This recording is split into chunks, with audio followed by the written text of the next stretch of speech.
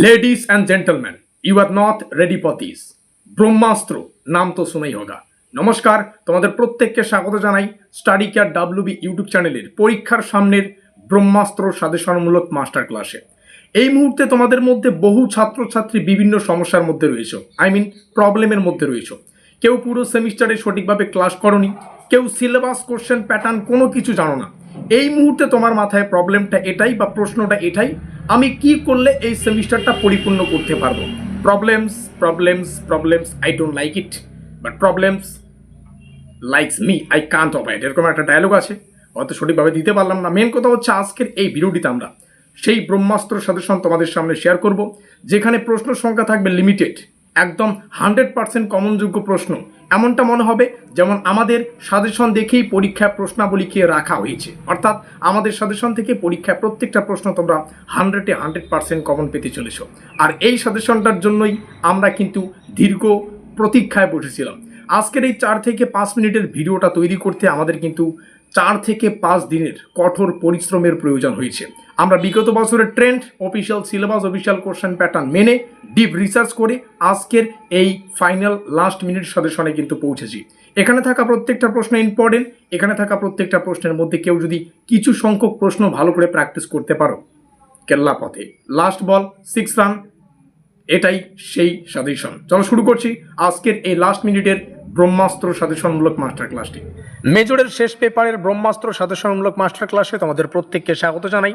Major 12 ফিলোসফির সম্পূর্ণ syllabus থেকে বাছাই করা 5 এবং 15 নম্বরের একদম 100% কমনযোগ্য প্রশ্নাবলীর সাজেশনের লিস্ট তোমাদের সামনে শেয়ার করব। আমরা ইতিমধ্যেই আজকে মেজরের শেষ পেপারে পৌঁছে গিয়েছি, কারণ ইতিমধ্যেই আমরা মেজর 10 এবং 11 থেকে গুরুত্বপূর্ণ এমন কিছু কোশ্চেন আলোচনা করে ফেলেছি সাজেশন আকারে, ভিডিও আকারে, যেগুলো 5 এবং 15 নম্বরের জন্য আসতে পারে। আমরা আবার কিন্তু শুরু থেকে শুরু করব সাজেশনগুলো মেজর 10, 11 এবং 12 থেকে, কারণ প্রত্যেকটা পেপার থেকে কিন্তু একান্তই কিছু 15 মার্কের কোশ্চেন আছে, যেগুলোকে এখনও পর্যন্ত কিন্তু আলোচনা করা হয়নি। তো সেগুলোকে তোমাদের সামনে শেয়ার করব এবং প্রত্যেকটা ক্লাস আলোচনা হয়ে যাওয়ার পরে আমরা পিডিএফগুলোকে কিন্তু আমাদের যে হোয়াটসঅ্যাপ গ্রুপ সেখানে কিন্তু পাবলিশ করব। সেখান থেকে প্রত্যেকটা কোশ্চেনের পিডিএফ ডাউনলোড করে নিয়ে কিন্তু সেখান থেকে পড়ে নিতে পারবে কোন কোন প্রশ্নাবলী গুরুত্বপূর্ণ। তো যেহেতু পিডিএফটা এখনও আনকমপ্লিট, মানে এখনও ইনকমপ্লিট বলতে আমি বোঝাতে চাচ্ছি পিডিএফগুলো এখনও কমপ্লিট হয়নি, যার কারণে পিডিএফগুলোকে হোয়াটসঅ্যাপ গ্রুপে এখনও পাবলিশ করা হয়নি। তবে কিছু কিছু পিডিএফ কিন্তু ইতিমধ্যে আমরা আমাদের হোয়াটসঅ্যাপ গ্রুপে পাবলিশ করছি। তো সেগুলোকে যার যে সাবজেক্ট সেই হিসাবে কিন্তু ডাউনলোড করে নিও। আর কেউ যদি পরবর্তী সেমিস্টার বা এই চলতি সেমিস্টারের নোটপত্র সংগ্রহ করতে চাও, অতি অবশ্যই আমাদের অফিসিয়াল যোগাযোগ নম্বর 7384041536 এখানে যোগাযোগ করে নোটপত্রগুলো সংগ্রহ করতে পারবে। এক কথায় বলতে গেলে কেউ যদি এই মুহূর্তে দাঁড়িয়ে এই সেমিস্টারটা নিয়ে চিন্তিত কীভাবে সেমিস্টারটা পরিপূর্ণ করবে, তোমাদের বলবো আমাদের নোট সংগ্রহ করে যতটুকু সময় বাকি রয়েছে ভালো করে পড়তে পারলে অবশ্যই কিন্তু সিলেবাস তো না, মানে তোমরা সেমিস্টারটা ক্লিয়ার করতে পারবে। তো চলো প্রশ্নাবলীকে দেখে নিচ্ছি। শব্দ আর অর্থ এদের মধ্যে সম্পর্ক পড়বে। আর আমাদের পরীক্ষাতে প্রশ্নগুলোকে ইংলিশে রাখা থাকবে।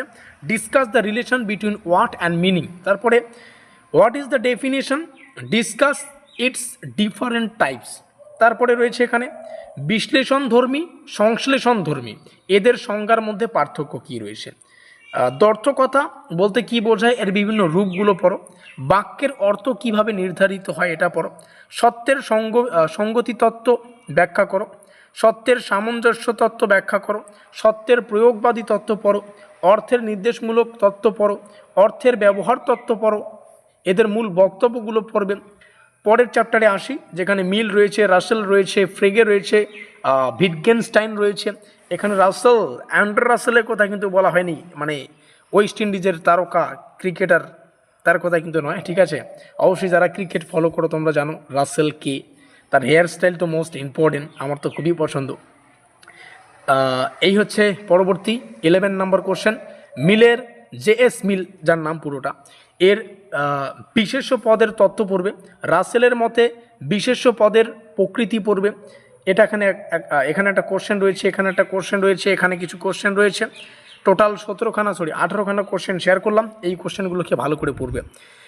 এই রাসেলের কথা মাথায় এসে একটা কথা মনে পড়ে গেল আমার।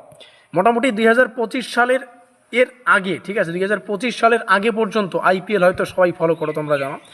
আইপিএলে কিন্তু দেখবে ওই বিদেশি প্লেয়ার মানে যারা ফরেনার প্লেয়ার রয়েছে তাদের কিন্তু একটা পাওয়ার থাকতো, মানে যদি বিগ হিটার বলে কেউ থাকতো, হিটার প্লেয়ার বলে কেউ চিনতো, সবাই কিন্তু এই ফরেনার প্লেয়ারগুলোকেই চিনতো।